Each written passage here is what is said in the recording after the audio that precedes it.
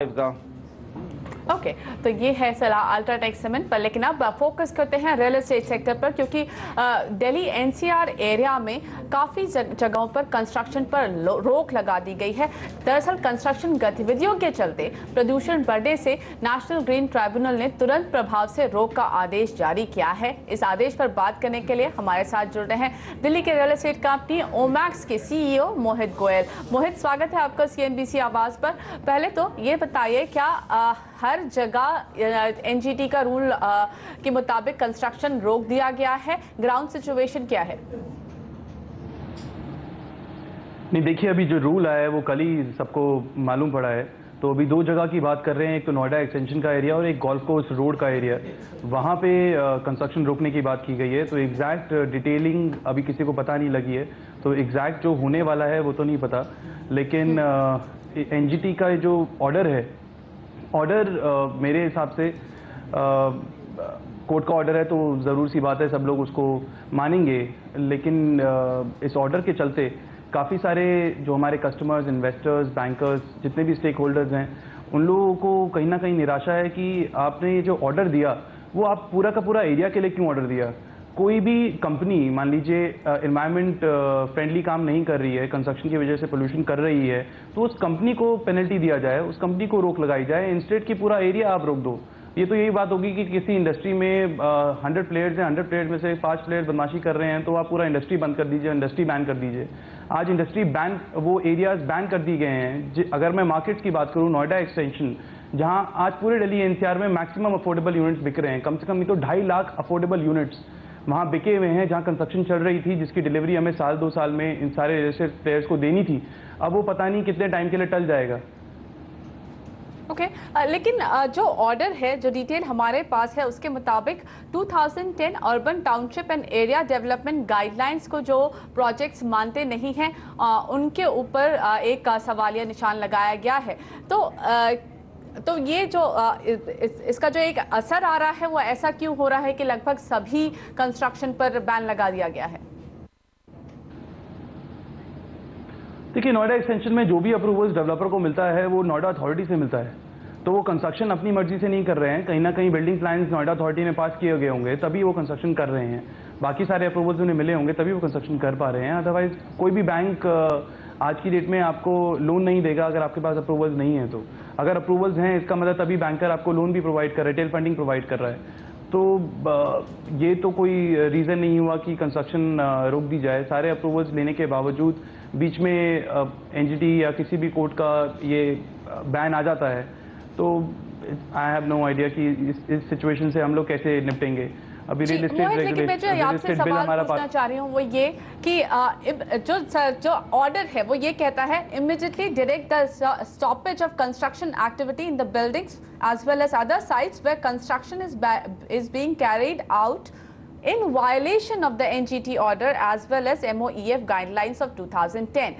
तो अगर आप गाइडलाइंस फॉलो कर रहे होते तो फिर बैन लगता ही नहीं, या फिर अभी ब्लैंकेट बैन लगा दिया गया है और उसके बाद असेसमेंट करके कि कौन फॉलो कर रहा है कौन नहीं कर रहा, तब आपको यहाँ पर आगे जाने की इजाजत मिलेगी। सिचुएशन क्या है?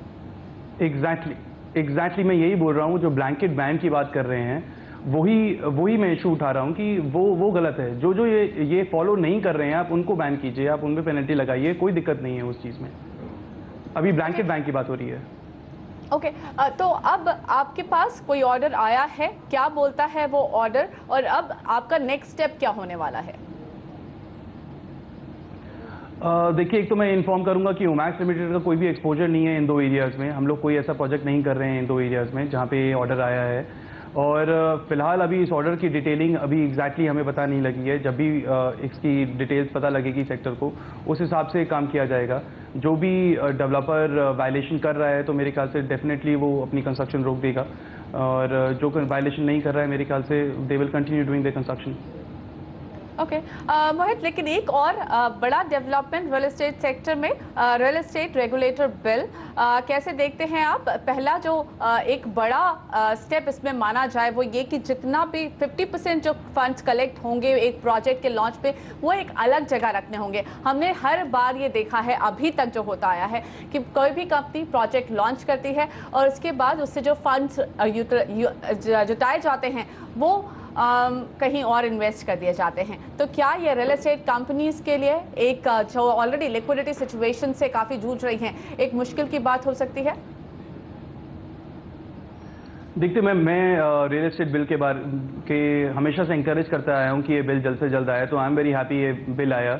लेकिन 2-3 पॉइंट्स हैं जिससे मैं अभी भी एग्री नहीं करता हूँ जो रियल एस्टेट बिल में ओके हुए हैं। जैसे आपने मुद्दा उठाया है 50% का, तो काफ़ी सारी कंपनीज आज मैच्योर कंपनीज ऐसी हो चुकी हैं जो ऑलरेडी ये सिस्टम फॉलो कर रही हैं इंटरनली, जहाँ इन्होंने एस्क्रो सिस्टम ऑलरेडी इंटरनली बना लिया है कि हाँ इस प्रोजेक्ट का पैसा इस प्रोजेक्ट में ही डलेगा ताकि ये प्रोजेक्ट डिले ना हो।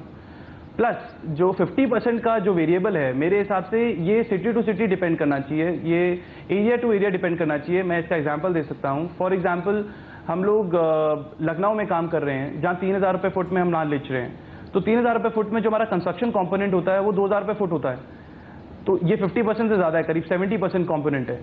और वाइसी वर्सा फॉर एग्जांपल मैं अगर मुंबई में काम कर रहा हूँ जहाँ मैं 50,000 रुपये फुट में माल बेच रहा हूँ, वहाँ कंस्ट्रक्शन कॉस्ट सिर्फ 5000 रुपये फुट होता है, which is 10% of my total revenues. तो मैं 50% अपना पैसा एक एक्सप्रो में क्यों रखूँ जो जहाँ पे सिर्फ मुझे 10 या 20% रखने से मेरा कंस्ट्रक्शन टाइमली डिलीवर हो सकता है। तो एक तो मुद्दा ये। दूसरा, रियल एस्टेट बिल में जो अभी अप्रूवल्स की कोई बात नहीं की गई है कि रियल एस्टेट प्लेयर्स को, डेवलपर्स को एक सिंगल क्लियरेंस विंडो दिया जाएगा, एक तरीका उन्हें दिया जाएगा कि अप्रूवल्स उनको 2 महीने या 3 महीने में मिल जाए, उस बात पे कोई अभी चर्चा नहीं हुई है। एक जो पॉइंट काफ़ी अभी चिंतावश मुझे लग रहा है इसके अंदर कि आप लेआउट बदलते हैं तो आपको 2/3 ऑफ एग्जिस्टिंग कस्टमर से परमिशन लेनी पड़ेगी। हम लोग जो भी बड़ी टाउनशिप्स बना रहे हैं, 100 एकड़ 500 एकड़ की जो टाउनशिप्स बना रहे हैं, ये हाउ कैन यू डिसाइड, जो ये टाउनशिप्स जो होती हैं ये करीब इनका होराइजन होता है 10 साल का। आज मैं अगले 10 साल का कैसे डिसाइड कर सकता हूँ कि मैं अगले 10 साल में मैं क्या बनाऊंगा, क्या बेचूंगा, कैसे बेचूंगा? वो तो मार्केट के हिसाब से मैं डिसाइड करूंगा, उसी हिसाब से मैं फेज वाइज उसकी डेवलपमेंट कर सकता हूँ। तो जो अप्रूवल या लेआउट की जो मैं बात कर रहा हूँ, आज मैंने किसी कस्टमर को कोई लेआउट बेचा, अगर उस लेआउट में मैं छेड़खानी करता हूं, उस लेआउट में मैं कुछ चेंजेस करता हूं, तो डेफिनेटली 2/3 नहीं 100% लोगों से अप्रूवल लेना चाहिए। लेकिन अगर मैं फेज वाइज डेवलपमेंट कर रहा हूं किसी टाउनशिप की, तो मुझे नहीं लगता कि मुझे किसी से लेआउट की अप्रूवल लेने की जरूरत पड़नी चाहिए, क्योंकि 2/3 लोगों से अप्रूवल लेना इज नॉट अ जोक।